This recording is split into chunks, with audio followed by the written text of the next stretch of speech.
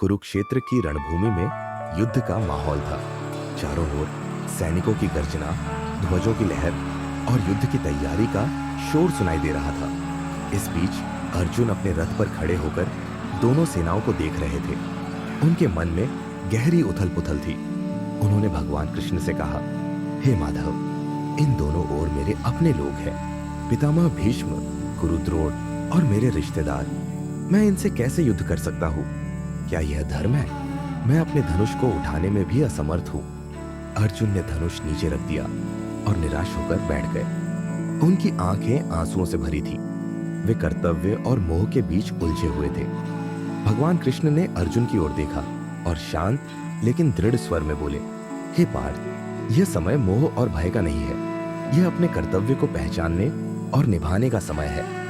भगवान कृष्ण ने समझाया, वासांसि जीर्णानि यथा विहाय नवाणि गृह्णाति नरोपराणि तथा शरीराणि विहाय जीर्णान्यन्यानि संयाति नवाणि देहि। यह शरीर नश्वर है, परंतु आत्मा अमर है।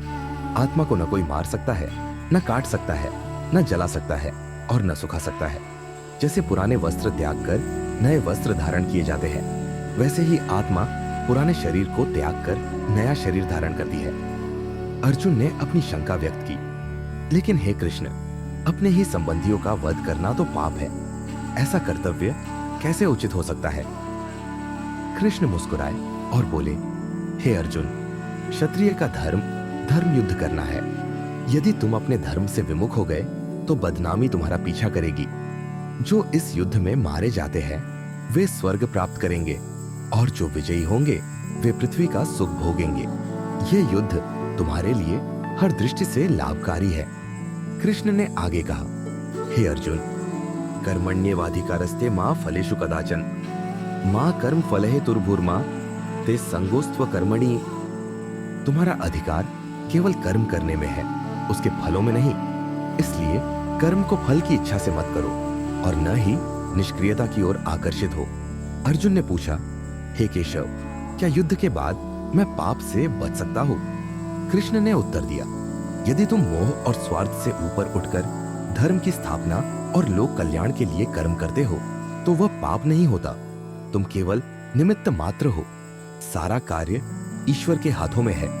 कृष्ण के वचनों ने अर्जुन के मन पर गहरा प्रभाव डाला।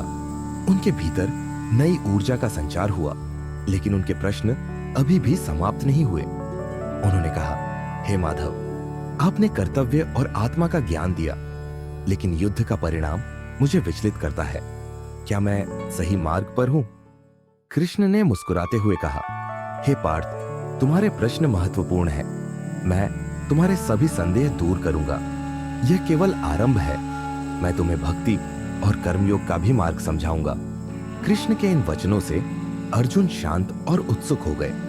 वे आगे के उपदेश सुनने के लिए तैयार हो गए। इस अध्याय से हमें यह शिक्षा मिलती है कि अपने कर्तव्यों का पालन करना अनिवार्य है। आत्मा अमर है और शरीर नश्वर। हमें निष्काम भाव से कार्य करना चाहिए, फल की चिंता किए बिना। अर्जुन के द्वंद्व से यह समझा जा सकता है कि सही मार्ग खोजने के लिए प्रश्न पूछना और ज्ञान प्राप्त करना आवश्यक है।